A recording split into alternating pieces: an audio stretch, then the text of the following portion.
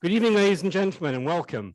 Let me first of all start by introducing myself. My name is Jeremy Lewis. I'm the head of school at ACS Egham International School.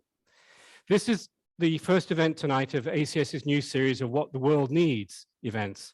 The focus tonight will be on building a sustainable future. And coincidentally, this coincides with COP26, as I'm sure you're all aware. One of the things that the speakers will be exploring tonight is the issues currently that are impacting our climate. And more importantly, what us as individuals, and particularly our young people, can do to make a difference and to get involved, to have an impact. That action is critical. Following the presentations, and that's two of our speakers tonight, that's Chris Packham, who we'll meet later on, and Sophie Locke. Following their presentations, we'll be taking some questions. Just so you're aware, because this is an important point, virtual audience members, so that's virtual audience members, can post their questions in the virtual Q&A box throughout the event, and we'll keep a record of those and we'll use those to formulate our questions. People here at ACS Egham will have a chance during the Q&A to raise your hands, all right, for the Q&A, and then we'll come and take questions around as you raise your hands. So allow me now to introduce our first speaker. And that's Mr. Chris Packham, who is joining the event virtually. I keep checking behind me, and there he is. He's joining the event virtually. So Chris Packham, a lot of you have probably come into contact with him. He's a naturalist, a TV presenter, and an environmental campaigner. And with that, I hand you over to Chris Packham. Thank you, Chris. Good evening, everyone. Can I just, for my own peace of mind, ask you to raise your hands if you can hear what I'm saying? Excellent, thank you. I'm sat in somewhat of a vacuum. Geographically, to explain my position, I'm in a block of flats just outside the COP campus, as it were, and looking out the window behind me, I can see a legion of high-vis jacketed security and policemen. Not that I'm planning anything untoward this evening as I address you. I was rushed in here to find somewhere where I had a sufficient signal to be able to chat. I became interested in the natural world at a very young age. My parents say it was before that I could even speak. And I was initially and intrinsically fascinated by the simple beauty of nature. And those beautiful things were very humble things. They were tadpoles and ladybirds. And then when I could jump over the fence, they were slow worms and common lizards and grass snakes. And I liked them and worshipped them and obsessed about them in isolation. I would put them on a pedestal, the pedestal almost invariably being a jam jar or a tank in material form, and I would gaze at them. And I loved them for their perfection. What I saw in nature was perfection in these individual species. And that practice was infectious, and my curiosity grew, and I read more and more, and I was supported by my parents, who took me to the library and bought as many books as they possibly could. And then I was fortunate to have, I went to a large comprehensive in Southampton. I had a teacher that put me onto science, and I began to count things and to draw graphs and make diagrams and those sorts of things. And as a consequence, I had presumed that I would have an academic career, and I made up my mind about that when I was about 12 or 13. What my academic career, as long as it lasted, provided me with, I left university after my undergraduate degree, was a greater understanding of the real beauty of nature, because it isn't encapsulated in those single species, as much as they are gorgeous to look at, and we very much enjoy engaging with them, whatever they happen to be, whatever our favorites are. But what I realized by the time I got to my 20s was that the greater beauty in nature was its connectivity. It wasn't that male sparrowhawk that I saw so briefly perched on a fence post whilst I was fiddling with my bicycle clips. It was the fact that that sparrowhawk existed in that environment because it fed on the blue tit, which had eaten the caterpillar, which had eaten the oak leaf, which had burst its buds in the spring. And now I see occasionally the goshawks which prey upon the sparrowhawks. And that's a very simple and unrealistic what should we say, set of relationships between a few species in a southern English oak woodland. It's far more complex than that.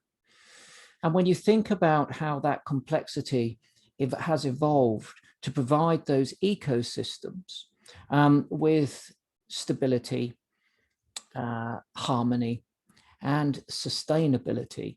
It's there that I learned there was a greater beauty. The cruel irony was that I was learning this after my initial interest in the 60s and 70s in the early 1980s. And at that point, conservation, if you like, more broadly, was becoming aware of the catastrophic, calamitous declines that were taking place in our biodiversity. So many of the species that I'd learned to love when I was a child were already imperiled. The skylarks that I found nesting just over the fence from our school ground had already disappeared. The badgers that I fed that lived just around the corner from where I grew up with my parents, they had their set bulldozed and some houses were put on it. So I was beginning to see firsthand in my own community those declines. And of course, as my education continued and my awareness grew, it was pretty clear that those declines were taking place all over the world. And now I sit here speaking to you, not as a 6-year-old or a 16-year-old, but as a 60-year-old. And as a consequence of that, I have been able to preside over a catastrophic, as I say, decline in our wildlife since 1970, and many of you in the audience will remember 1970 with the same clarity as I do. We've lost 68% of the world's wildlife, globally speaking. And when we present these sorts of statistics, certainly within the UK, we do so with tremendous authority because we have a long legacy of having highly accomplished naturalists and scientists who volunteer their time to go into our relatively small amount of global landscape. And they have, for that period of time, counted and quantified and qualified those declines. And I would argue that our finger is probably more firmly on the pulse of the distributions and changes in populations of species living in the UK than it is anywhere else in the world. And that allows me to very sadly tell you, and you've been told before, so it won't come as a catastrophic shock, that the vast majority of those species and the habitats where they live in the UK are disappearing at an alarming rate. We live in one of the most nature-denuded parts of the world, which again is kind of ironic when you initially think about it, given the enormous passion that we have for our wildlife, given the more than 1 million members of the RSPB and the widespread support for the other NGOs, non-government organizations like Butterfly Conservation, the Bat Conservation Trust, the Wildlife Trust. I mean, I could go on. There are a plethora of them, and we're all members and we love and support them. But our own backyard has gone to hell in a handcart on my watch. And that's why I'm sat here in this flat just outside the COP campus. I'm here because I care about that countryside and about the species that live in it. I cherish it. I still love them with as much passion as I did when I was a 6 or 16-year-old. But also weighing heavily on my shoulders is a sense of colossal guilt because, again, on my watch, we have lost all of those species and those habitats. So how can that be? Well, it's difficult to come up with a really good excuse because as much as we've been charting those declines and changes in distribution, we've also been arming ourselves with a very robust arsenal of abilities, technologies, and practical methodologies when it comes to affecting good quality conservation. I can't tell you that we don't have the capacity to, firstly, stop damaging those habitats, and more importantly, actually repair them. I've seen tremendous advances in my lifetime when it comes to habitat restoration, species reintroduction, and you will have too. Think of places like, if you're an RSPB member, you might be aware of Lake and Heath Warren, which up until about 25 years ago, 30 years ago, was a carrot field, and now it's a fenland which plays home to cranes and marsh harriers, bearded tits, all of those specialists which like that reeded environment. Many of you, of course, will remember the UK absent, albeit a tiny, tiny relic population in Wales of red kites. And yet now, if you had journeyed in daylight to where you're sat this evening, there's every chance that you would have looked up and seen one of these birds flying over, one of the most successful reintroduction projects, I would argue, anywhere in the world. And we now have a growing population of red kites. In fact, I think the only growing population in Europe, and a significant part of their European population too. So I can't tell you that it's not because we haven't had the ability to rectify these issues, only that we haven't done it rapidly enough and broadly enough. And I think that comes down in a large part to our attitude. And when I say our, I'm perhaps speaking here about conservationists, maybe slightly more broadly as environmentalists, because I remember the days when we all too humbly groveled around the doors asking for crumbs in terms of funding and asking for acknowledgement when it came to displaying our abilities and energies and ambitions. And we were always, I think, way too meek.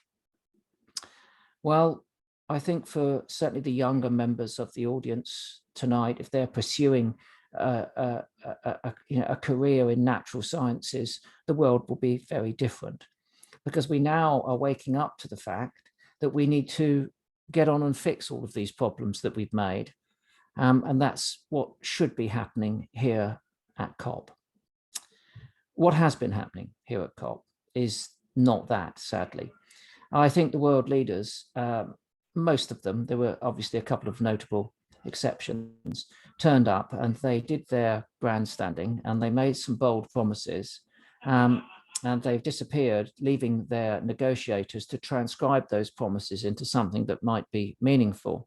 I've just seen a snatch at one of the reports that's just been published this evening, and a trusted colleague, a scientist, has already tweeted me on social media seconds before we started this, saying that it's more disappointing than he could have ever fathomed. So it's quite disenchanting being in an atmosphere where we are at COP26, and that by its very definition means that we've had 25 previous ones, most notably and importantly, the one in Paris, of course, where all sorts of serious targets were set, but they haven't been met. We've seen some appalling behavior from our own government when it comes to symbolic gestures in and around this period of time that we've been hosting the COP. In the week before, our Chancellor discounted internal flights. Yesterday evening, the government whips insisted that their MPs vote to allow the continued discharge of sewage into our waterways. I could go on, the list is significant, but it would be unfair to pick on just the UK government and to point at their inadequacies, because I think that at this point in time, at this exceptional point in time, we have unfortunately bestowed ourselves with a rather unexceptional group of leaders. All of this is sounding pretty bleak then, isn't it?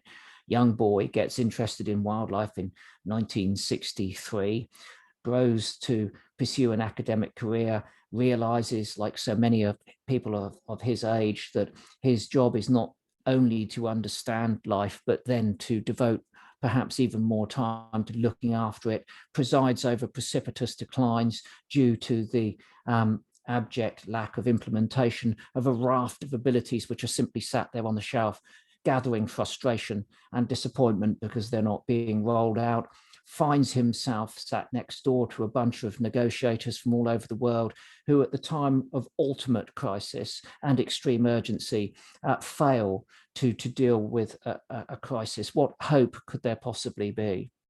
Well, enormous quantities.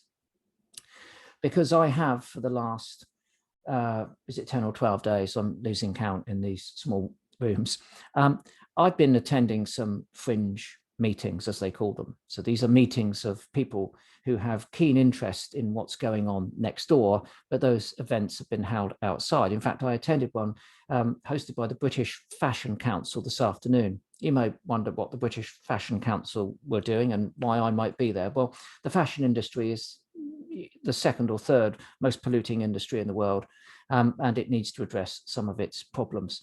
And I was quite keen to see what it was going to do as the second or third most polluting industry. And like so many of those events, I've met able, ambitious, energized, truly inspirational people who are, in sometimes a small way and in sometimes a larger way, making a difference. And that has provided me with singularly the most important thing that we all have to muster at this point. And that is a sense of empowerment. Because listening to these empowered people compels me to realize that if I too, as an individual, recognize my capacity to make a positive difference in some small way or multitude of small ways, when we come together as communities, then those small ways are magnified into greater ways. And on Saturday last, I was part of a throng of, I would say, more than 100,000 people who took to the damp streets of Glasgow, as others took to the streets of the UK and indeed the world, to raise our voices in a polite and democratic, non-violent, peaceful way, to remind our elected representatives that they are there to represent us. And that body of people who manifest that discontent are growing. And even if they're not taking to the streets with placards, and let's be clear, that isn't the inevitable course for all of us when we choose to empower ourselves. You don't have to, get your placard and chant and shout and march. There are so many ways that you can make a difference and communicate that difference. But that desire to do so is growing. And that's what's been so evident, whether it's been fringe events about agriculture, renewable energy that I've attended, but veganism, cutting down on meat, fashion, as I say. There is a growing, rapidly growing collective will in order to confront these issues. Now, in honesty, some of them, people are tinkering around the edges. I think they haven't yet fully understood the gravity of the situation we're in and that urgency. But I'm the sort of bloke who would rather applaud people for beginning a journey than criticizing them for not moving at the appropriate pace. I think this is a time where, in order to make best progress, we have to go through transitions. And of course, impatience and urgency often mean that people are intolerant of a period of transition. They want everything to happen overnight. I tread a dangerous ground with my lack of meat and dairy eating. I'm scorned by the vegans because I support regenerative farming. I'm scorned by big agriculture because I'm rather sick of the fact that we're drenching our landscape in chemicals and pursuing factory farming, which is enormously damaging in terms of the climate and biodiversity and animal welfare and our own health. But because I would rather ask, farmers to move through a transition to a more plant-based productivity to satisfy a more plant-based diet for the world, what should we call them? The ultra-vegans are unhappy. And because I would like to applaud organic regenerative farming, then big agriculture isn't very happy. It's a cross, I think, that we all have to bear. And we've been tested with those crosses previously. We know that the Brexit vote, and we won't get into details, split families, split communities, changed friendships and relationships, because it was a difficult choice for people to make one way or the other. But ultimately, they felt that they had to make a choice. And I think that at this point, we all have to make choices in our lives, but we have to understand that we can't all make them at the same time. I have taken an opportunity I constantly audit my life. I think that's the singularly most important thing that I can do as an individual, is to constantly look at myself and think, how can I improve and my carbon footprint, reduce my environmental input, whatever impact, whatever it happens to be. And so when opportunities arise and they become applicable, appropriate, or affordable to me, then I take them. So I've already said, I'll just run through a few, but I'm not getting on a high horse. I'm merely illustrating what I've chosen to do as an individual. So after years of being a vegetarian, I decided to go vegan. It was brought about by a visit to an all-indoor dairy unit, which was some sort of dystopian nightmare. And I decided that I didn't have the capacity to shop for alternatives. And I didn't have that capacity because I lacked the time in my life to exercise it. And also because I have no faith in UK food labeling. I find it very difficult to make informed choices in supermarket aisles about where my food is produced and what its environmental cost is. So that was a decision that I made. I switched to a green energy company. It took me 20 minutes online. After a period when it wouldn't have been easy, or maybe even practicable, I took the step of getting an electric car, and I found it for the type of transport that I require. I found it to be highly rewarding. It's fine. I have had no problems with it whatsoever. But electric cars are expensive, and not everyone has the capacity to charge them, and they're not suitable for everyone's lifestyle at this point. And that is my point. Whilst it suits me, it may not suit you. That doesn't give me the right to chastise you. There may well be other things that you are able to do that I can't. So that tolerance, patience, and above all, kindness that we need to manifest will be, I think, critical to us getting through this period of decision, basically. Now, in terms of younger people, on the Friday before our march on the Saturday, Greta and her colleagues from around the globe led a Fridays for Future march.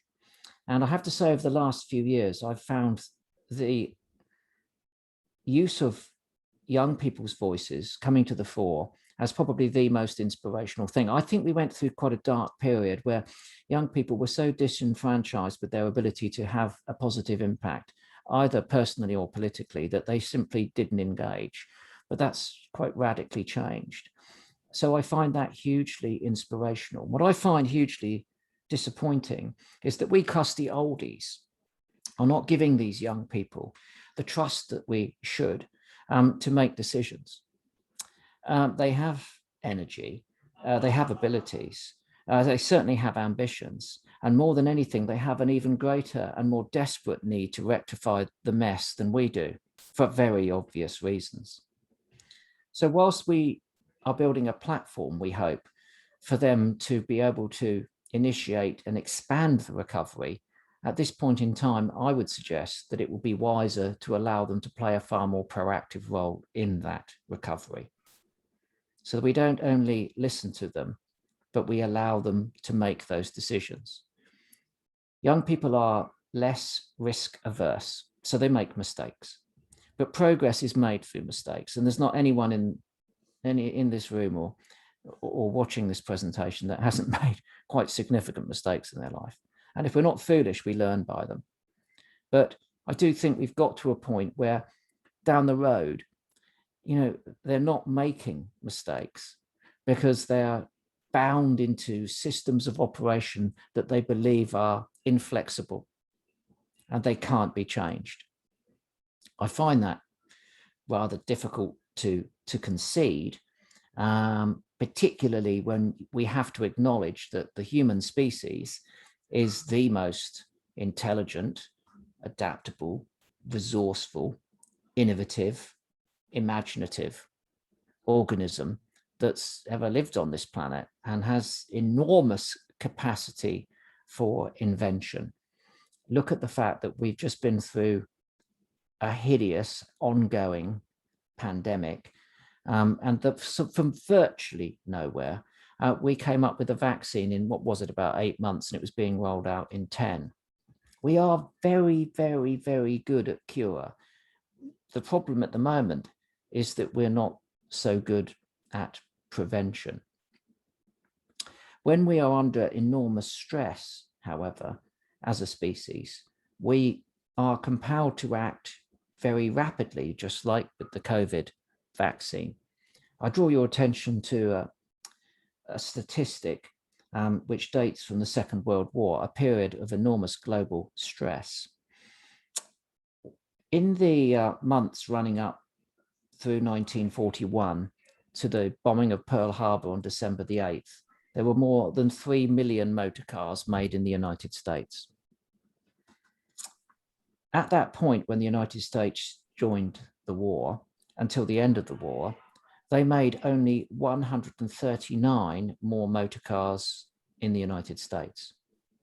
Now, I'm a pacifist and no lover of war, but the reason I use that statistic is, can you imagine the necessary bravery, the necessary, determination to be able to pick up the phone on December the 9th and by February of 1942, have completely transformed the car manufacturing industries of North America to make, albeit weapons.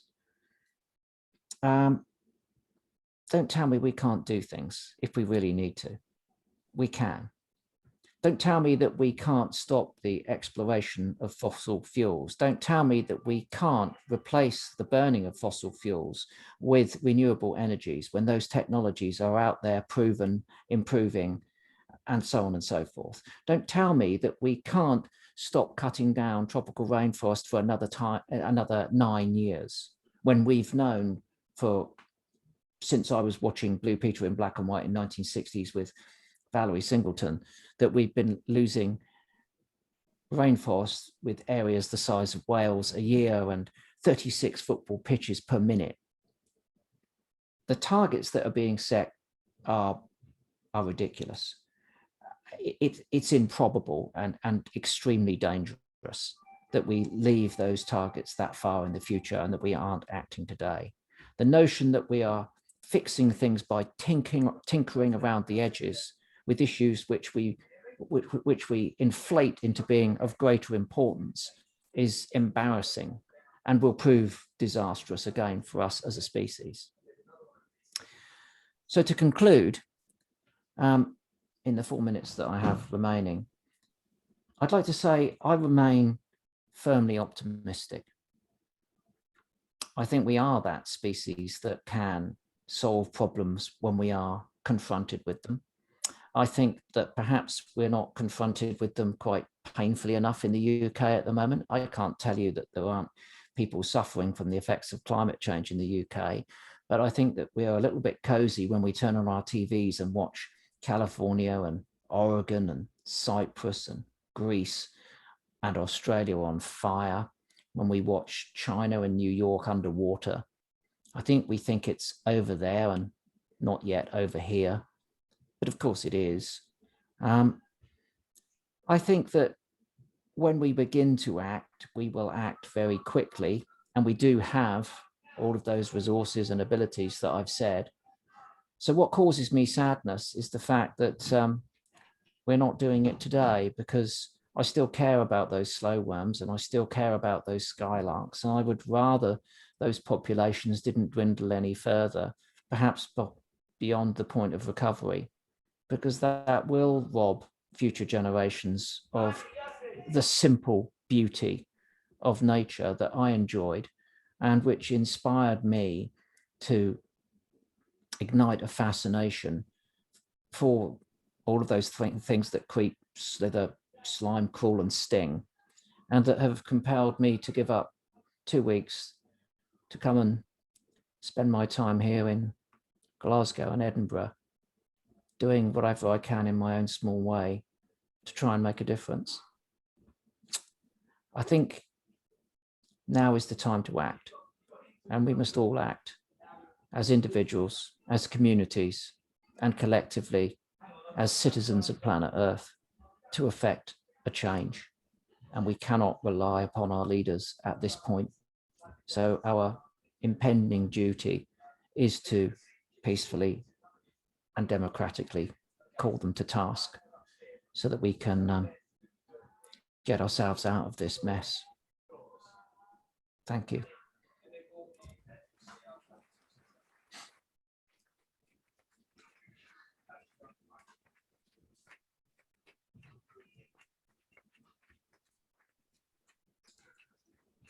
Thank you very much, Chris. And as I said earlier, there will be a chance later on for the audience to ask questions. Just to sum up a couple of very important points I think you made.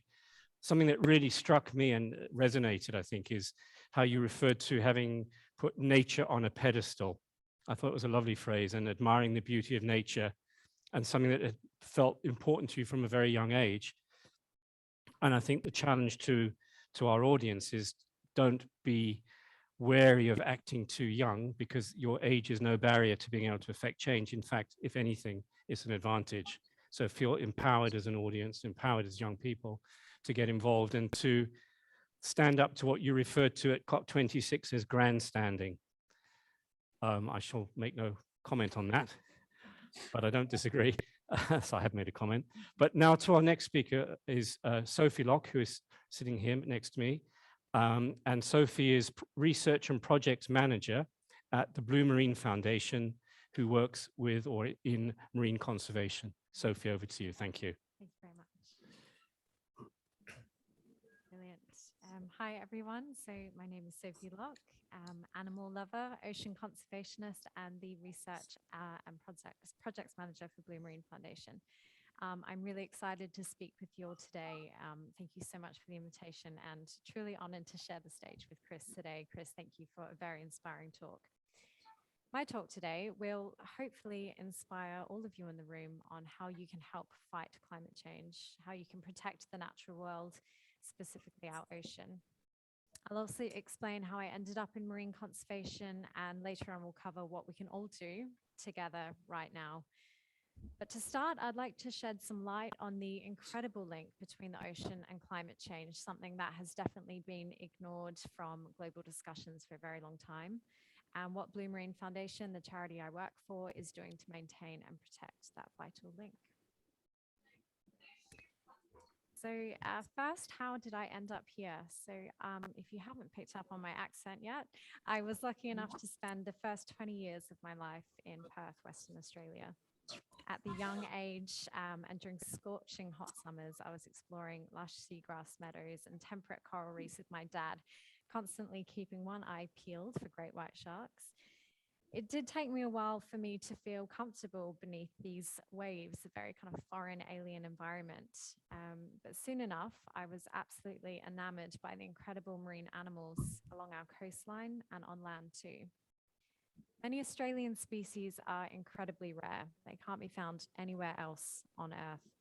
I always knew I wanted to help these animals and conserve wildlife in some capacity. So for me, the first career idea was to become a vet, very obvious.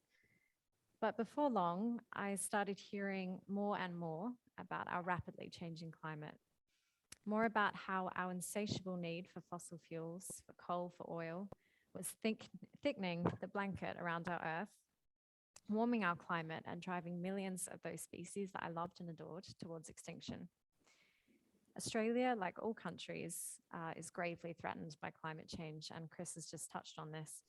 You may have seen media coverage last year of the 2019-2020 bushfires in Australia, also known as Australia's Black Summer. This was utterly heartbreaking and a very emotional time for all Australians and anyone else who can relate to the dangers and loss associated with bushfires. It's estimated that 3 billion animals were killed or displaced. Humans lost their lives. Vulnerable forests were burned and 3,000 homes were destroyed. Species that have perfectly adapted to our harsh environment over millions of years are now being threatened by more severe and more frequent wildfires and drought, and our stunning coral reefs are fighting for survival in a warmer and more acidic ocean. So this kind of changed my perspective on the whole vet idea. And I decided to study biology and environmental science at university. And after working in Australia for a few years, I moved to London to complete my master's in climate change, environment science and policy. Learning about climate science was absolutely fascinating, but I was particularly interested in the classes that taught me how to communicate climate change, how this was covered very differently by very different media groups, and why this topic was so hard to communicate and even harder for so many people to visualize. Today, I'm 27 years old and I'm still learning about marine conservation and climate change every single day. So this led me to pursue a career that merged my love for wildlife and the ocean with my passion to fight climate change. At the Blue Marine Foundation, we recognize that vital link between the ocean and the climate. The ocean has absorbed about 90% of our excess heat and about 30% of our carbon dioxide. It also handily produces half of Earth's oxygen as well. This is one of my favorite photos. These young students live in the Maldives, an island nation just like the UK, and they recognize how the ocean is so vital in a changing climate for both people and planet. But the ocean is in crisis. Our greenhouse gas emissions, our carbon dioxide is making the ocean more acidic, which is particularly bad news for coral reefs, which support a huge percentage of marine life and people too. Our oceans are being polluted, ice caps are melting, we are taking far too many fish out of the sea, faster than they can reproduce and repopulate. So what is Blue doing about this? Blue, or Blue Marine Foundation, we work across numerous project areas, but today I'm going to discuss 4 key areas that we're addressing. The first is properly protecting at least 30% of our ocean by 2030. This is the number that scientists say we must achieve rapidly so the ocean can continue functioning properly and help mitigate climate change. Properly protecting vast areas of our ocean can help it withstand the many threats it's facing all at once. It can help increase animals' chance at survival and protect vital blue carbon stores, which I'll talk about in a minute. Unfortunately, right here in the UK, less than 1% of our waters are fully protected, which is pretty dismal. While we have seen huge areas protected on our overseas territories, for example, we need to protect far greater areas of our ocean rapidly and properly, both for biodiversity and for the climate. And what is blue carbon and why does it matter? So this comes to Blue's second focus area, which is restoring and protecting marine habitats.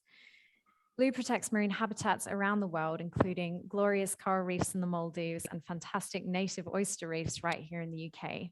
These reefs provide nursery for thousands of baby species, help keep our water clean, and support millions of coastal communities. Now let's talk about blue carbon, which is definitely a hot topic, and I mentioned earlier. Blue carbon is the carbon absorbed and stored within marine and coastal habitats, like seagrass, salt marsh, mangroves, and even kelp. They truly are the lungs of our ocean. And just like forests on land, in many instances, coastal ecosystems can actually store up to 10 times more carbon than their terrestrial cousins, despite taking up a far smaller area. They lock this carbon away for thousands of years, sometimes even for millennia. And in the UK alone, blue carbon ecosystems can store about 2% of our emissions every single year. Blue carbon ecosystems are absolutely vital in fighting climate change. Not only do they suck up our carbon emissions, but they protect us from floods, from storms, hurricanes, and even tsunamis, extreme events that are definitely becoming more frequent and more severe with a warming world. Blue carbon habitats can be found around the world, including right here in the UK, where we've got gorgeous salt marsh and seagrass, as well as kelp forests. Unfortunately, the same story, we're losing these rainforests of the sea at an alarming rate. Kelp, seagrass, mangrove forests, and salt marsh are all being lost to pollution, destructive fishing, climate change, and other threats. About 2 football pitches of seagrass are lost every single hour, along with the carbon that they store. We are entering the official United Nations Decade of Ecosystem Restoration, so this will be a really strong focus area for Blue over the next 5 years. We've just teamed up with the fantastic University of Exeter on a seascape survey partnership.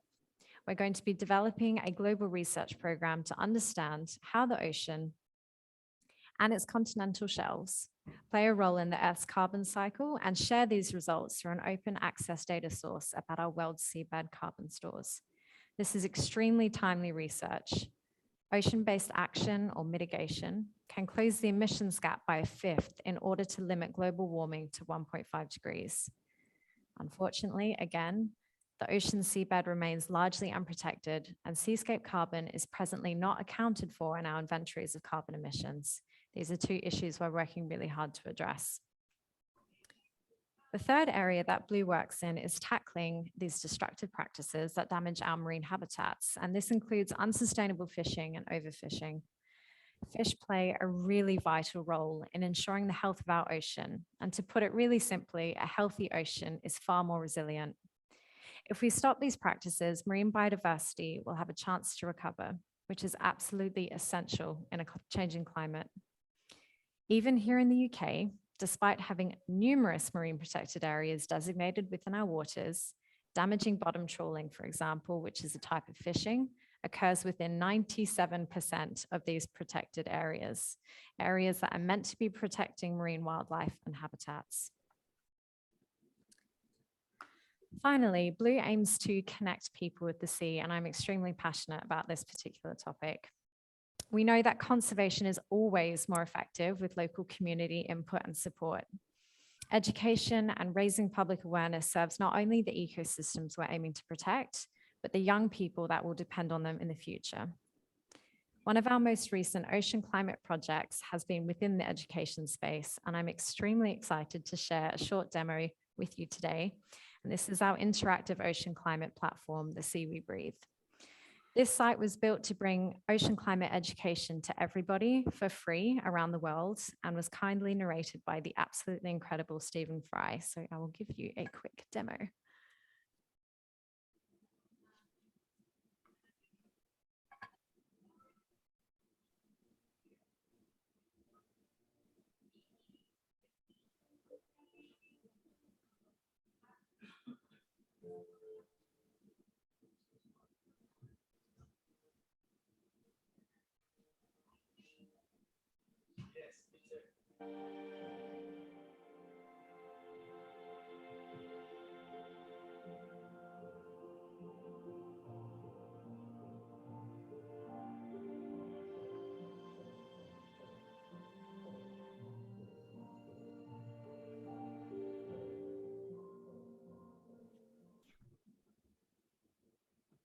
I don't know about you guys, but I always feel like I'm entering kind of a meditation session with that soundtrack. It's very calming.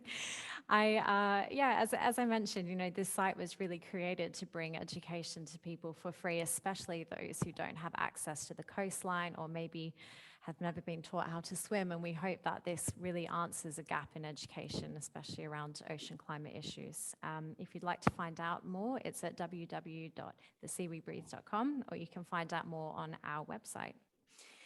So one of my questions today was talking about what the biggest threats are to the natural world and what do we want to see as a result of COP26. And I think Chris has really set the tone for how a lot of us are feeling in terms of the targets being set at this conference.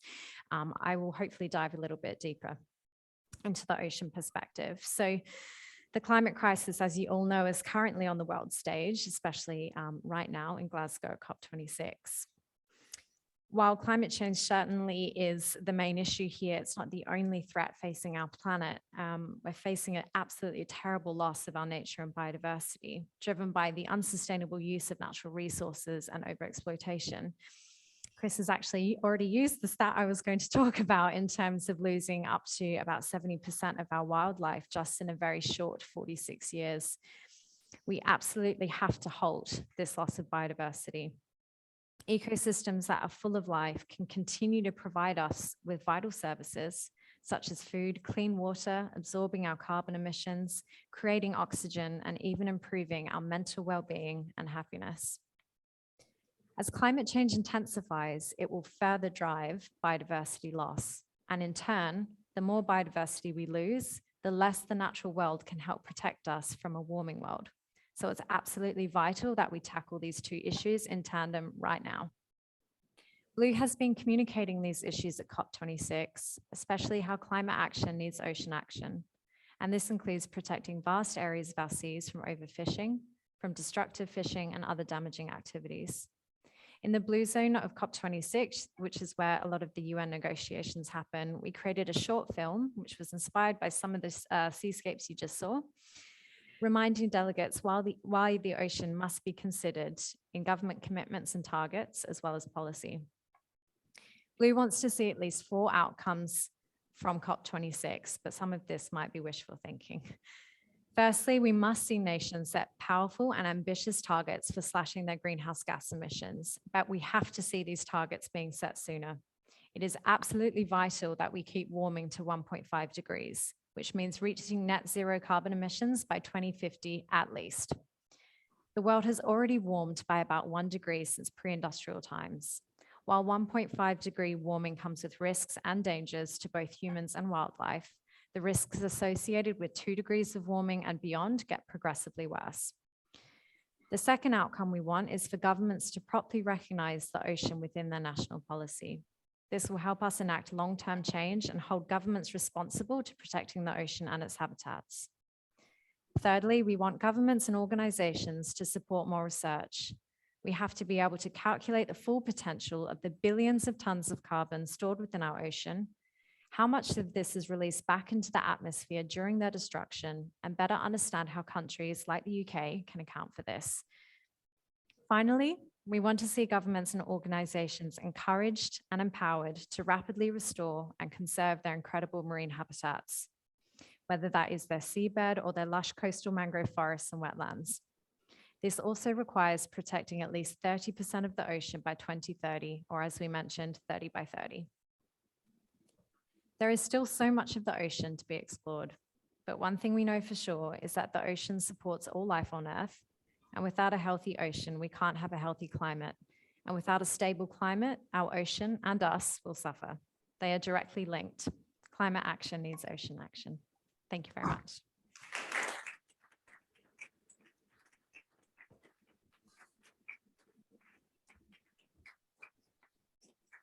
I did forget a slide, sorry. You can actually go to Blue's social media if you'd like to find out more about what we're demanding from COP26 and just more in general about how the ocean is so linked with climate change. So please do check out our social media accounts. Thank you. Sophie, thank you very much. And I think what came out of that was climate action needs Ocean action, action. yes. And the 30-30 is something easy to remember, but it's obviously important for you to take action. And something I think that tied together what Chris and Sophie were both saying was that this is something that developed when you were very young, this passion for wildlife or for the ocean in your case. So that's very, very inspiring as well. What I'm going to do now, though, is before we take questions from the audience, I'm going to pose a question to both panelists. And I'd ask you to maybe, I'll start with you, Chris, but it's a question for both of you. And it's one that really resonates because you've both talked about how important young people are in the drive to change the current status that we face at the moment, or situation we face at the moment. So the question is, what is your top piece of advice for young people who are passionate about climate and conservation issues? What should their next steps be? Over to you, Chris, to start with, please. My advice would be quite unpopular when it comes to some young people, and that is that you should get yourself an alarm clock and you should set it 15 minutes earlier from the time that you normally wake up. And in that extra fixed 15 minutes, which is a tiny percentage of the time that you should or might be sleeping, you could achieve something meaningful. And you don't even have to get out of bed to do it. You could engage with a like-minded community on social media. You could learn something from that community, or you could teach something to that community by spreading the information that you might gather there. Or you could get out of bed, and if you're lucky enough to have a garden, you could go into that garden and devote 15 minutes to either engaging with, for the benefit of your physical and mental health, or improving the lot of the wildlife that lives there. You could do a bit of wildlife gardening. You could feed the birds. You could put up a nest box and so on and so forth. Or you could get up and you could sit at your laptop and you could do a bit of research and continue that audit, which I mentioned that we are all really should be committed to doing at the moment, constantly looking at our lives and thinking about how we could change them to be more positive. So I think all of those things lead back to something which I, as you've already heard, think is incredibly important, and that's personal empowerment. It's the belief in ourselves that we can make a difference in some way, shape or form. And that when you spread that empowerment into your family, your community, your school, or whatever it happens to be, a place of work, then it begins to grow and become more and more meaningful. So an essential part of the young person's toolkit is an effective alarm clock.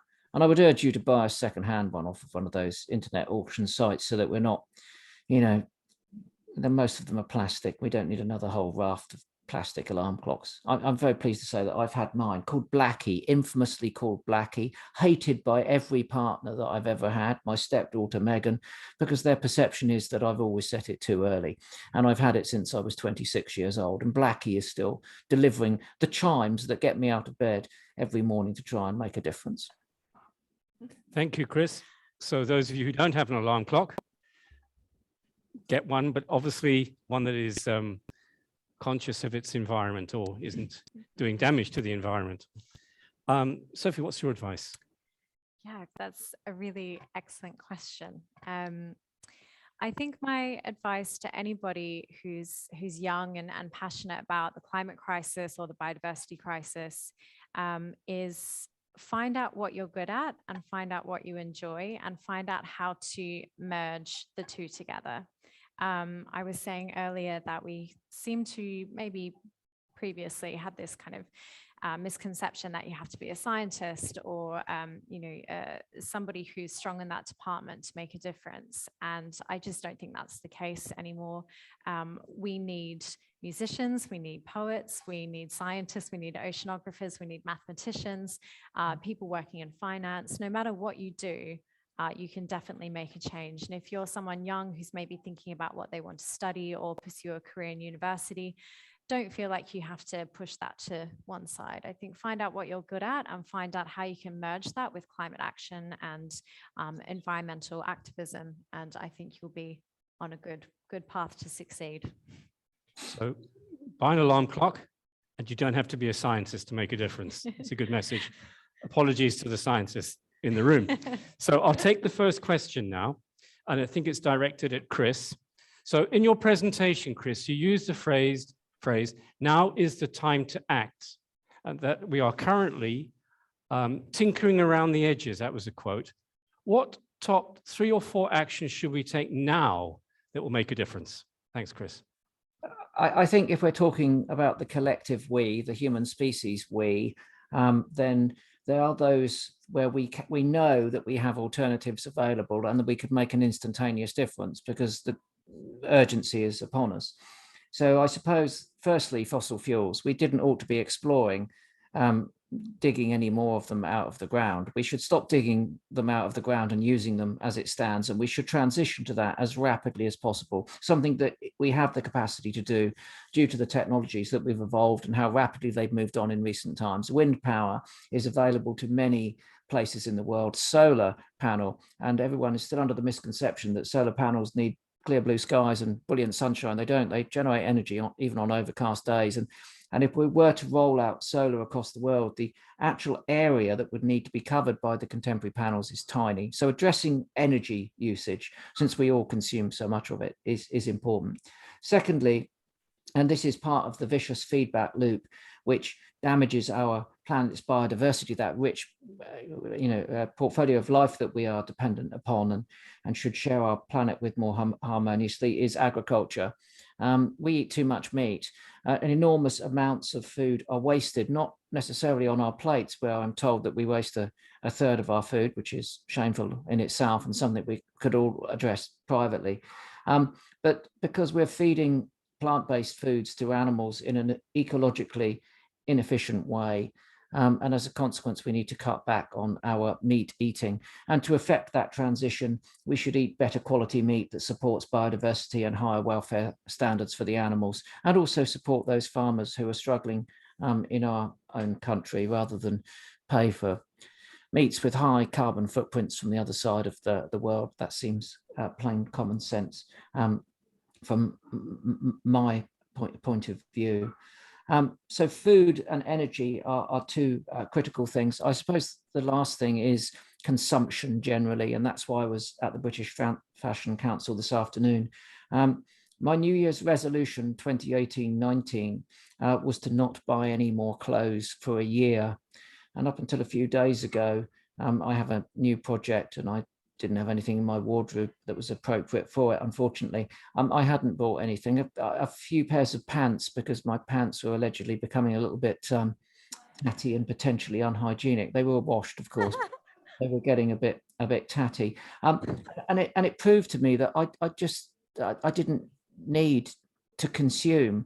My mobile phone is about 5 years old. Most people upgrade every 18 months, I'm told, in the UK. I think the question we have to ask ourselves is, do we need so much stuff?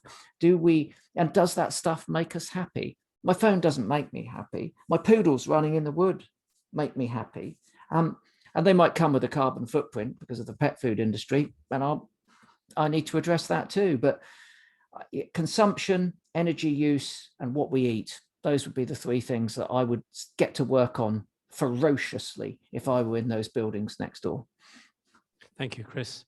So my next question is for Sophie. UNESCO recently released a report that stated that only 75% of countries cover climate change as a subject in their national curricular frameworks. Only 75%. Is there more that schools should be doing or can be doing? That's a great question. I mean, I think obviously we'd love if that percentage was 100% for sure. I think we have seen a big shift with schools, certainly the schools that I've had, the privilege of visiting, where they are perhaps developing eco programs, whether that's, gardening with primary school students or integrating climate change problems within the science classroom. I think there's always more that we could do, absolutely. I think part of it is also supporting the teachers and ensuring that teachers and educators feel really confident at delivering climate science, climate change communication topics, whatever it might be. There's some really brilliant courses available for educators or anyone in general online that you can access for free, which I think would help us move in the right direction. There's also Blue's one of many NGOs developing educational resources that we hope have been designed in an effective way for classroom use. So ideally, yes, absolutely. We'd love that to be 100%. I think it's vital. Everything starts with education in my mind, and it's so important to integrate into our classrooms. Thanks very much. I'm now going to take the first question from the room, and I'm going to select somebody who is so keen to be part of this discussion tonight and to ask a question. They stayed an hour and a half after school today, simply to say, can I ask a question? So, your question, sir. Hello. Can you hear me? Yeah. Thank you very much, first of all, to Mr. Lewis and Sophie and Chris and Ms. Morgan and everyone who set this up and gave me the opportunity to ask this question that I've been wanting to ask for a long time. My name is Jan Pasquin. I am from Barcelona, and I am currently completing my MYP personal project, which I'm going to be making it about a documentary about climate change, specifically focusing on the effect that the livestock industry has on the planet.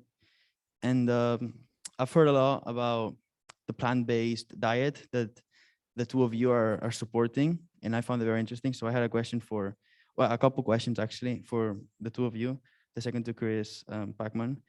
According to a study conducted by Greenpeace, the livestock industry is the main global cause of deforestation. And in, for example, Brazil, the Amazon rainforest is deliberately being set on fire to make space to sustain the increasing amount of meat that humans are asking for. In addition, the livestock industry, especially cattle, emit enormous amounts of methane, a greenhouse gas over 80 times worse than carbon dioxide. And it is estimated that the ecological impact that the livestock industry produces is superior than all cars, airplanes, ships, and trains combined. I was wondering what your opinion was on these facts, and if the livestock industry is a main contributor to climate change. Secondly, for the two of you as well, I believe that your positions in the media give the two of you a unique perspective on how to convince people that eating as much meat as today's society asks for is simply unsustainable for the planet. What do you think is the best way to convince the population? Thank you very much. Thank you. Very good question. Can I start with Sophie? Absolutely. Thanks. Yes. Thank you so much for your question. Excellent question. Yes, undoubtedly, I think, industrial agriculture, particularly the farming of cattle to produce beef is a huge issue, and it definitely contributes to climate change. In Australia, it's a massive part of our economy, just like other countries like the US, for example. I think it's really essential that people understand the carbon footprint associated with their dietary choices. When had I say discussion with my parents, but I think it was more of a debate, especially with my father who loves red meat. You know, I was trying to convince him, and I think his perspective is that he grew up with the, you know, red meat being a luxury. It was something you had very rarely. It was really expensive. It suddenly exploded into something that people have access to almost every single day of the week, you know, multiple times of the day if you wanted. And I don't think we typically understand or fully have that connection with our food anymore, unfortunately, where we associate the water use, the fossil fuel use, etc., and deforestation, absolutely. And it's a huge issue and we have to tackle it. I think in terms of, I think your second question was around kind of convincing people about this. This is a really interesting one. I stopped eating red meat about a year and a half ago, I think, and that took, you know, a considerable amount of time considering of the, you know, the industry I'm in. I think something that convinced me personally was firsthand kind of witnessing the stress that the animals were under, the amount of resources this took up, and reading a lot more about it and watching documentaries, especially in terms of the biodiversity loss associated with this food production. I don't know if my housemate is watching, but I'm going to talk about him. He is really into his sports. He's a fantastic athlete. And for him, something that worked for him was a different perspective. He watched a documentary on Netflix that was directed towards the health benefits, particularly for someone who is pursuing, you know, athletics. He is finding that there's huge benefits from following a more plant-based diet. And for him, that was a really convincing way. So I think to answer your question in a long-winded way, it's going to be something different for a lot of people. For me, it was one thing. For my housemate, it was for another. But I'm glad you're pursuing it. It's really vital to pursue. Those were great questions. Yeah. Chris, can you respond to those questions, please? Yes, firstly, great project, because what you're going to do with your study and your presentation when it comes to fruition is to educate people. And I think that that's what we seek to do. We seek to educate them by explaining the issues so that they are in a better position to understand, as Sophie says, the impacts on their health, on animal welfare, on the environment, so on and so forth. Also, obviously, showing consideration for those significant numbers of people who are now involved in the livestock and dairy industry, because we have to assist them through a transition towards a diet which is more plant-based, and that requires investment and equally the tolerance and patience and understanding that I spoke of earlier. But there is one stumbling block, and that is that we can educate people as much as we like, but we still have to give them the power to make a choice. And at this point in time, when we stand in our supermarket aisles, we are not in a position to make a choice, because we cannot look at the labeling. Certainly here in the UK, in some parts of the world, food labeling is better. Paradoxically, in the United States, it being one case. But we can't stand there and actually make an environmentally based decision.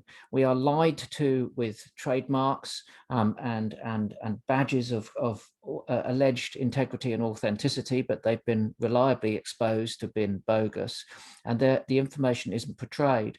And I would draw one simple analogy and outline one simple fantasy. When we became aware of the fact that smoking tobacco was very dangerous for our health, we went through a long and protracted process of trying to stop people from smoking and damaging their and other people's health. And I remember this because my parents smoked, and it went way back to my youth in the 1960s. The tobacco lobby was a very powerful lobby, as is the livestock industry's lobby, and they resisted everything that we could to improve people's health and the welfare of people producing tobacco across the world as well, often in very impoverished and exploitative situations. It culminated, not that everyone has given up smoking, of course, with the publication of photographs of diseased human organs on the packets of cigarettes. So there was absolutely no ambiguity in the mind of the purchaser that when they were buying tobacco, it would damage their health. It would damage their lungs and their circulatory system, so on and so forth. And the evidence of that was, that's all they could see on the outside of the packets. It was a brutal way of communicating to people the choice that confronted them. Buy these cigarettes and potentially disease yourself and other people. And my fantasy is that we would put photographs of the animals and the conditions that they're kept in on the meats in our supermarket shelves, show people the indoor farms where the milk is produced, show them the overcrowded conditions where pigs and chickens are kept in the most appalling conditions, put those photographs on those packets and see whether people buy them.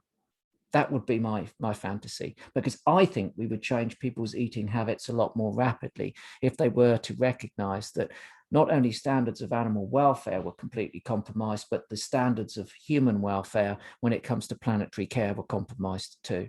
And so again, it isn't a fantasy, but it's something that we should gravitate towards in terms of a reality. We have to push back against these powerful bodies with vested interests that want to keep us in a dangerous position, as the tobacco industry did and as now the livestock industry does. So as much as we show compassion for their need to transition, we have to be forceful with our right to protect ourselves. Thank you, Chris. Next question for both of you. So the question is, an idea purported as of late is that nature reserves and protected sites are not sufficient to protect populations, some species needing networks to exchange genes, migrate to find foodstuffs, etc. What are your opinions on this? You're nodding, so I'll start with you, Sophie. It's like you've got this answer. Yep. Really interesting question. I think there will definitely, of course, be examples out there of protected sites, and I'm speaking primarily from the marine perspective now, that don't work. That's not necessarily to say that marine protected areas don't work. Protected areas, or MPAs as we call them, need a few things to work properly. One of them is actually having a decent amount of protection being enforced upon them. I mentioned earlier that the UK have plenty of protected areas designated in our inshore and offshore waters, but 97% of them are exposed to a damaging fishing practice. So that doesn't quite reflect what a protected area is meant to be. But if you have large areas, particularly what we call no-take zones, for example, where human activity is limited to an absolute minimum, if anything at all, that is where you start to see really significant benefits in terms of protecting species and entire ecosystems. They mentioned in the question something about networking, which is also really important, and it's something conservationists try and plan out to quite a intense degree, is how can we structure the world's marine protected areas in a networked, connected way. So you are considering things like migratory species that need protection through corridors. They can't just be protected in one space. They have to be protected as they migrate and move around our world and bring us benefits in various ways. So there's definitely going to be examples out there where MPAs in the marine world, don't work very well because they're not being enforced, they're not being monitored, and they're simply, as we call them, paper parks. They're not actually acting as protected areas. I would say that there's some incredible studies and evidence out there that when you do it right, these marine protected areas work, and they do benefit ecosystems and they do benefit species. So it's a very good question, and I think it draws attention to how important properly protected areas are, especially if we're aiming for this 30% target by 2030. It can't just be a few lines on the map where we pretend they're protected. It has to be highly protected. So hopefully that answers the question in terms of how it works. Thanks. I think it does very well. Thank you. Chris, to you, please. Yeah, I think Sophie's covered it there, and everything she said about the marine environment applies to the terrestrial one too. Tiny scattered sites are essentially in the long term unsustainable. Natural impacts, drought, flooding, disease can wipe species out, and they won't be able to recolonize. So the connectivity of our environment when it comes to protecting biodiversity is important, and that's why we're interested in larger scale projects now, and we talk about rewilding. We can talk about sea wilding as well. It's again not a terrestrial ambition. The idea that, the model for nature reserves has been useful. Many of them have acted as arcs, if you like, for species, and they remain species-rich areas, often isolated in very impoverished areas. But yes, we have to be thinking more in a far more structured way when we look at protecting our biodiversity than just land grabbing a few postage stamps of ancient woodland. That won't work. Thank you, Chris. A question from the room, Miss Robb. This is a question for both of you, really. I hail from a small corner of Suffolk that Chris has spent quite a lot of time in, the parish of Theberton and Eastbridge. And I live in an area which, in theory, is surrounded by protected areas, triple SIs, Ramsar sites, the incredible RSPB Minsmere. But we have a government who are saying that protection can be overridden to build potentially a huge nuclear power station in the area. So how do we get to a point where protected is actually protected?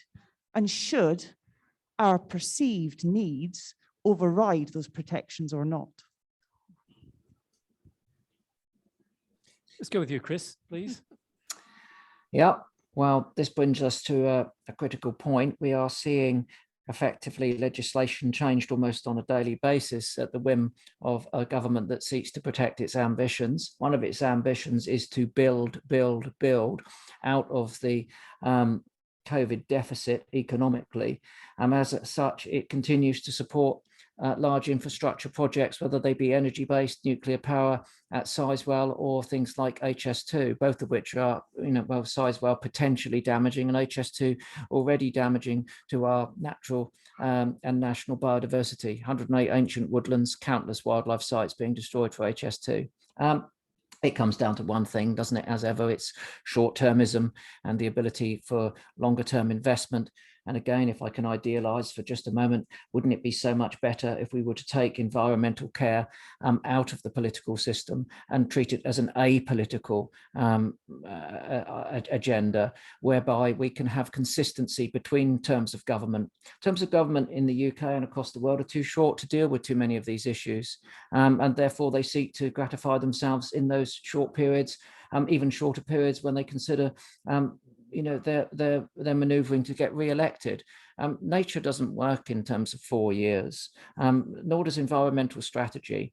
And John Kerry, very interestingly, in the run-up to COP, had been touring the world asking leaders to do precisely this, to take environmental care off of any negotiating table. He went 3 times to China and said to them, look, we don't agree on human rights, we don't agree on trade, this, that, and the other, but can we take our concern for the environment off of that negotiating table and put it on one of its own?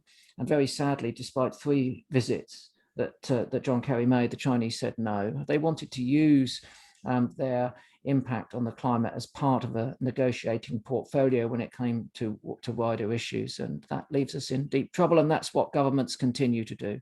So although we've generated rafts of legislation to protect our landscape and the species that live in it, unfortunately, they're increasingly meaningless because they're being eroded, which is why I would draw your attention to the drafting of the Environment Bill, which is in various forms going through the process of being turned into a piece of legislation now, and do everything you can to make sure that it is as robust as possible. And that means again, politely, democratically communicating with our elected representatives. We've tried that over the last 2 weeks when it came to sewage, but then last night they dumped us in a whole pile of poo because that will be floating down our rivers now and into our seas.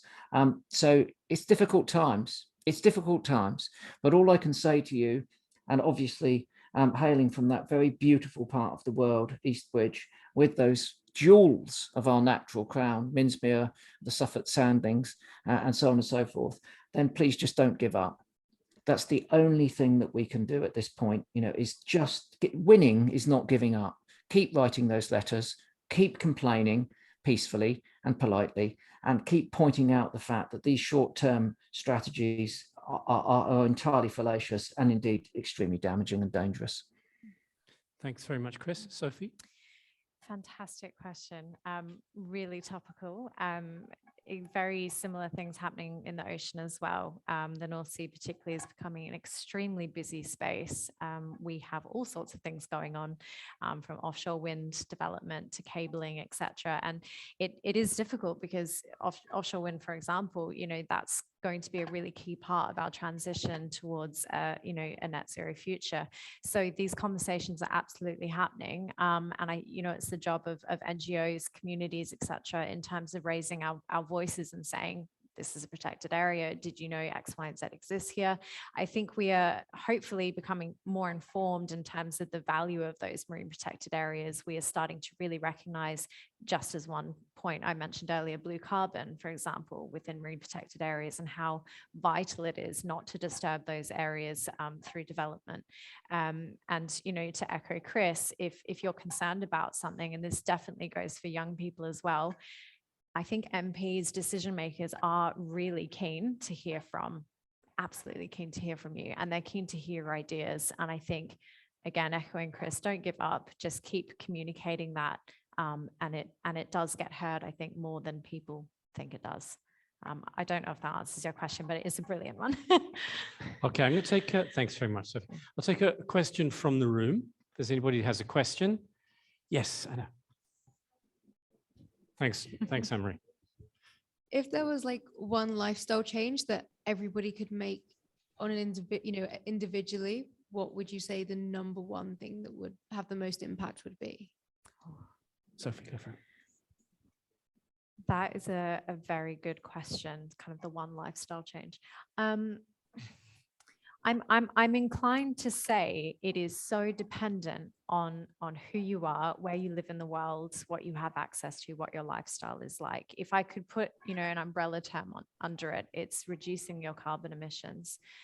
Whether that for you means reducing the number of flights you take, or whether for you that means, monitoring your food mileage and understanding kind of what you're buying, it will absolutely make a huge impact. I think as an umbrella term, that's going to mean different things to different people. If I could, I've just kind of thought of another one. If I could tag something else onto that, is feeling empowered in the sense of where you spend your money. You really do, and we've seen markets shift massively and markets change over time. You have a lot of power in terms of where you put your money, whether that's £5 on breakfast and a coffee or something, or more. You have the power to change entire markets and the way that companies produce their products, and hold them accountable to that. So I think that wherever you're spending money, just taking a second and thinking, is this the best option? Whether that means traveling and choosing someone who's a lot more environmentally friendly in terms of ecotourism versus another company, or choosing something that has been produced in a very low carbon way, for example. I think feel empowered that you do technically control that. So that would be my advice. Hopefully that answers your question. Okay, and lifestyle change for you, Chris? Yeah, I've touched upon it, and I think I'll just nick a bit of Sophie's answer. The pound in your pocket, to see if I've got one. We should have one. There we are. Look, here it is. Very, very powerful tool, the pound in my pocket.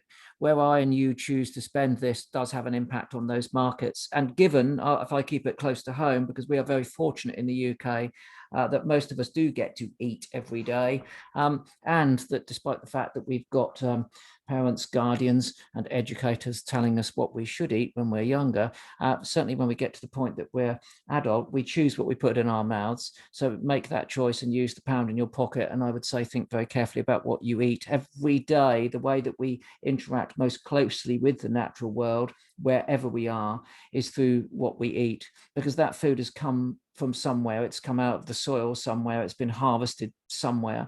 It's come with an environmental cost. And if you calculate that and you can reduce it, and you're using that powerful pound, then I think you're making a difference. Thank you, Chris. Thank you, Sophie. This has been an amazing almost hour and a half, and I'm now going to try and bring together some of the ideas we've listened to, and to use the word that Chris has used, which is connectivity. So I'm going to try and connect some things that I've heard here. Some common themes around the importance of starting young and being committed from the outset, believing in what you can do, because you will make a difference and you can make a difference. Ocean-based action, conservation in general, those are very, nature on the pedestal, the beauty of nature, something we should cherish and respect. Those are very, very common themes. I was interested in the question that referred to UNESCO, where they sort of evaluated schools' commitment to change via the curriculum. I would say that curriculum doesn't change anything. It's people that change things. You can have a very, very good curriculum that's badly taught or doesn't empower kids or students or anyone to do anything. So I think it's much more than what you teach, is how you teach it and the philosophy that runs behind that, if you like. Just a couple of things that ACS is doing in relation to the sustainability goals. We're looking at following three in particular are driving our actions and commitments. It's climate action. That's one of the key goals. Responsible consumption, that's something that both you and both Sophie and Chris spoke about, and good health and well-being. Although that wasn't addressed specifically, I think it's fair to say that a healthy environment impacts and has a very healthy impact on people's well-being. So the relationship between climate, a healthy climate and a healthy lifestyle and well-being shouldn't be underestimated. As an organization, that's not just ACS Egham, but ACS in general is seeking to be carbon neutral, and each year we audit where we are. We use an external provider to do that audit on our behalf, so, a consultancy called Sustainable Advantage. But there was a lot of discussion tonight, and I think it was apt that there was, about student action. And I just want to give you a sense of what our students are doing, because I think it echoes what you've been saying, and I hope it leaves both of you and the audience with a sense of optimism, not just sadness. Although, Chris, you spoke about having a sort of duality in mindset, if you like, of optimism and sadness. But I think I'm optimistic because we've got students in our school, and Anne-Marie is one of the people helping with this, what we call eco-builders, using their design and technology skills to grant or to create a greater awareness and to be more eco-friendly. And we're seeking to go for a Green Flag Award, which is a representation or reflection or recognition of what we're trying to do. When we're building, we have in the pipeline a new building, hopefully on this campus, and it will be designed very much with sustainable architecture in mind. And we're looking at green roof projects and greenhouse projects that have been basically designed for us by students. And often schools assume that students who are the most active, shouldn't assume, but might assume that the students who are the most active are the older students. Experience tells me that's not the case. And very often our very young students, and I'm talking 7- and 8-year-old students, are the ones that are often the most motivated and the most angry, the most action-based, if you like, which is very encouraging. So an example, in the age group of 10-11, they have a culminating piece of work that they do at the end of a particular IB program called the IB exhibition.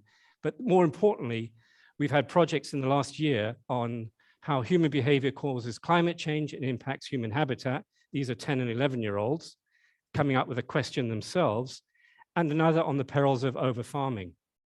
Go forward 3 years in the curriculum are 11 or 13, 14, 15-year-olds, probably more like 14 and 15. And this relates very much to what Chris was talking about, actually. We had a project, a student looking at how fast fashion affects the earth and how to prevent fast fashion by taking action. That whole issue around sustainability and recyclability. And another student who is here tonight is making a documentary on climate change. These are students taking action. In the last 2 years of the program, of the IB program, a couple of questions that are being dealt with at the moment, and I think these encapsulate a lot of what both of you have said. So I'll read a couple of the questions that the students are dealing with or looking at. One is looking at carbon neutral ambitions in the oil industry. That's a very challenging and a very important topic. We've had one student framing the question, to what extent can the sustainable fashion industry compete with fast fashion? So great question. How effective has the ultra low emission zone policy in London, this is one for perhaps for Boris, been in reducing the negative externalities associated with the use of cars? To what extent, another question, to what extent can artificial plastic alternatives help reduce the consumption of wood in furniture design? So those examples, I think, illustrate really well that schools and students can take really important action and must. We have a curriculum called Environmental Systems and Societies, which is really designed to inspire students to take action and to understand the relationship between their actions and society's actions in impacting climate change or climate. And finally, we're looking at introducing a program called the Career-Related Program, and the focus of that program will be on engineering and sustainability. So those are things that our students are doing, not just because for your benefit being here tonight, but I'm sure are going to be or have been inspired by what you've said.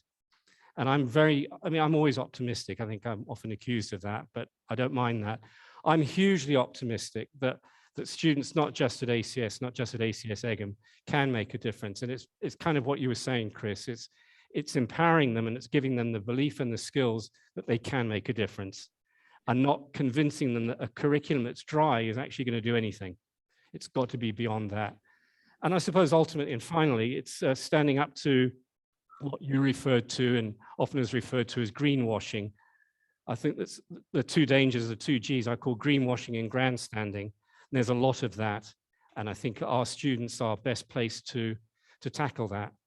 That's the challenge, I think. And it's our job as educators to make sure they have the courage and the skills and the boldness, if you like, to do that.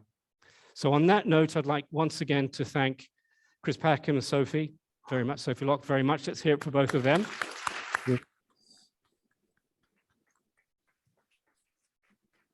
And thank you both. And to thank our organizers tonight, that's Karen Morgan and some of her team. I'd like to thank our sound guy as well, Carl, thank you very much. And for our audience here face-to-face and our virtual audience, I hope that's been a really inspiring evening for you. If you were here and your children weren't with you or students weren't with you, hopefully you will go home and share some of these messages with them, because they are really, really fundamentally important ideas and suggestions and notions for us all to follow up. So thank you all very much and good night.